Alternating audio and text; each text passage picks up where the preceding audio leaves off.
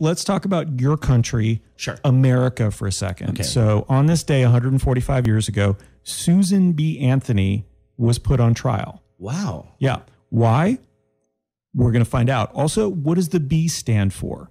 When did this happen? No, I already said that, 145 I was going to say, I know that one. Yeah. So asking the questions today, friend of the show, former guest a few times over, Lauren Morris of Adlib Theater. Let's hear from Lauren right now. And hopefully we've got all the technical issues out of the way. So Lauren, take it away. Hey there, everyone. While I'm not in the studio, I am super excited to be this week's Pop Quiz special guest. This is my third time on To a Certain Degree, and I sure do hope I get one of those fancy smoking jackets once I hit the 5 Timers Club. Susan B. Anthony. You may know her from the dollar coin. You may have some vague recollection of what she did back in the 1800s.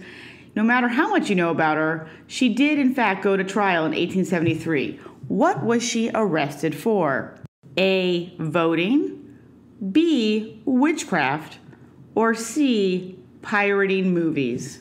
So which do you think? Voting, witchcraft, or pirating movies? They all seem ridiculous. So by process of elimination, C is gone. Pirating movies, unless... I mean, she may have been a pirate. There were actual pirates probably still roaming around back then. All right. Voting, I don't know how you would well, she pretended she was a man. Witchcraft seems like that would have been in the history books. Let's go with voting. Let's go with A. Voting. All right, let's see. Lauren, what do you give us the right answer here? It was for voting in the previous year's elections in Rochester, New York. At the time, women didn't have the right to vote, and her plan was to be refused by election officials and then sue the government. Turns out she was better at convincing election officials that she should be allowed to vote because they actually let her. Susan B. wasn't alone in this legal drama. She was able to get 14 other women registered and to the polls. They were arrested but never went to trial. The election officials were arrested and jailed, eventually pardoned by President Ulysses S. Grant.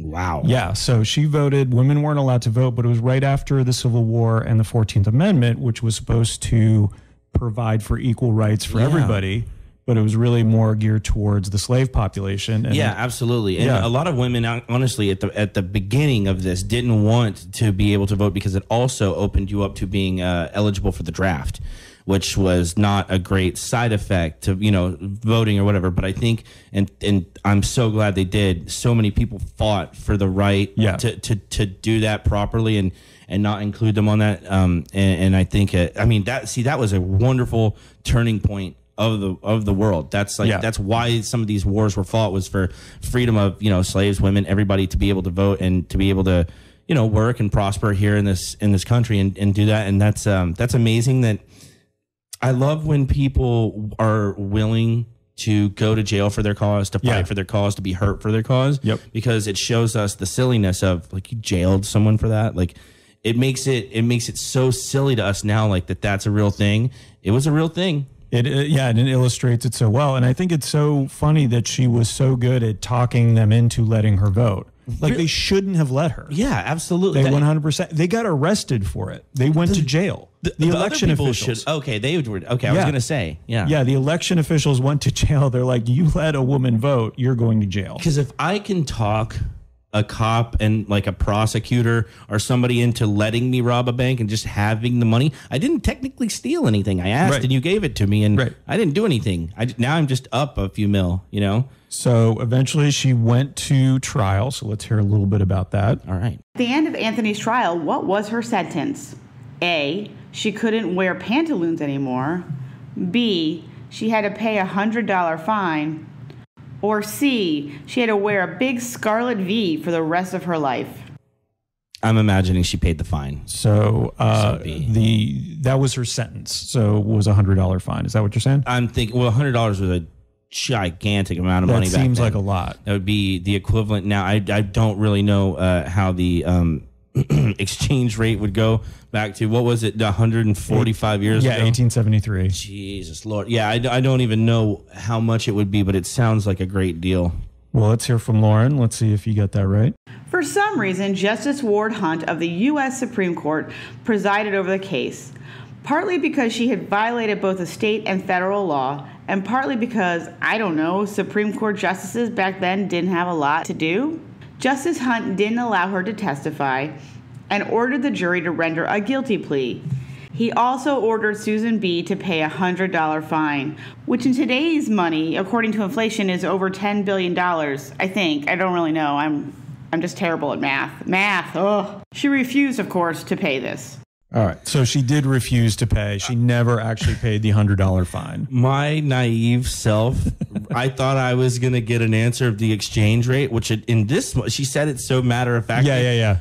Lauren was her name? Yeah. You kept me on a string and I was biting up until the very end. If I was a fish, you would have been able to net me because I was right there till the bitter end. Because you had thought of that. You were like, oh, $100. What would that be now? No, it's not the first time I've been caught. One time we got an email about an office romance, and this guy was in love with his coworker and all this stuff like that. He was just giving me the basically he was rephrasing his own version of The Office, and I was sitting there reading it, and he was like, how do I tell the girl at my paper company that I love her? You know, like, oh, come on. It wasn't till the very end that I go, okay, and this is The Office. All right, okay, I've been bamboozled. And then they've done it a few more times since then. All right, a couple more questions. You ready for the next one? Yeah. Susan B. Anthony has been commemorated a number of ways: stamps, coins, artwork, and more. The first time she was memorialized was a year after her death in 1907. The congregation at the African Methodist Episcopal Zion Church in Rochester had a stained glass window made with her portrait and a quote, "Failure is impossible." If you were to be stained glassed, because that's a verb now, what would you want your quote to be? So she's in a church. Failure is impossible. It's actually, if you look up the picture, it looks really cool. Yeah. So if you were stained glassed, what would you have under your picture? I would go with, so obviously be a profile because I'd want to show off my Greek nose. Yes. And it would say, you got to get up to get down. I like that. Do you have anything maybe out of the book that you're reading or out of the haiku you wrote last week? No, man, I'm really put on the spot with this one because there's so many great. You know what? I think it would just be TNT Knows Drama. That's a great one. That would have to be I it. like that one, yeah. So let's hear from Lauren what she would have on hers.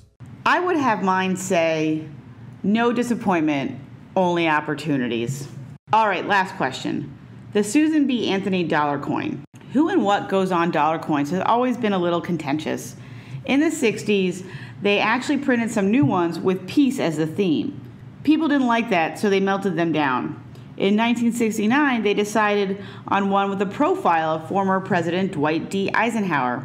On the flip side was an eagle landing on the moon, because, you know, Apollo 11. The public hated those as well, and they were rarely used. In the 70s, a study suggested making the dollar coin smaller to just a bit bigger than the quarter. That way you could fit them into a sock easier if you get into a fight. I mean, I'm assuming that's the main reason. Originally, the person on the coin was going to be a woman depicting liberty, but several members of Congress changed it to Susan B., and it was minted from 1978 to 1981. Oh, that Anthony dollar was also unpopular. But that was because everyone wanted quarters to play at the arcades. I mean, again, I'm assuming because this is the early 80s, and so what else would you be doing? Having said all that, who would you want to see on a coin? What size would it be? And what would it be made out of? All right, another open-ended question. Who would you want on a coin, or what would you want on both sides? Oh, man. Right? This is a really hard one. I am putting you on the spot. Let me see. I would probably have, let's see, a personal hero of mine would be maybe Paul Simon. I just like his earlobes at this point, so I think it would make a good. I don't know if you've seen him lately. His earlobes seem to be drooping down to. Oh, is he one of the dudes where his nose and his ears keep growing through time, even sort of like fingernails for the dead? Okay, so I think Paul Simon on one side, and then maybe I do like an eagle landing on the moon. I'll be honest with you. That sounds pretty cool. All right, okay, I would do a helicopter on the moon on one side, and probably. Dave Rubin. Dave Rubin is probably my favorite political figure. He's not a political figure. He's just a reporter, but I think he's my guy. He represents a lot of the stuff that I represent. I think Dave Rubin with an Apache helicopter landing on the moon on the back. Moon. Perfect. I like it. Would you make it big, small? How? It'd be about the size of like a Toll House cookie. Like at least a diameter of 3-4 inches. I like that because it's not only a method of paying for something, it's a weapon. Yeah, sure. Yeah, I like that. You know what? I would have mine be a shuriken, a ninja throwing star. Yeah, no, that would be good. All right, let's see what Lauren would have. I mean, for practicality, it should be smaller and malleable and easy to go.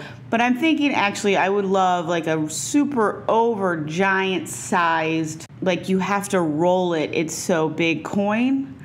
Like comedically big, clearly made out of titanium, because what else would that be?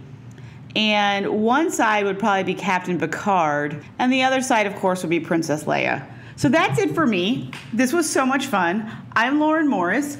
You can find me at laurenhas3.com. You can check out adlibcomedy.com. And I hope you guys have a great day. And thanks so much for Nick for letting me do this. And I will talk to you through the radio soon, I hope.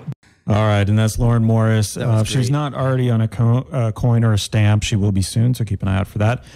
Find out more about Adlib Theater at adlibcomedy.com. Adlib has shows every Saturday for just $8, and you can do full improv courses or just drop-in classes if you wanted to do something like that. I wanted to check that out.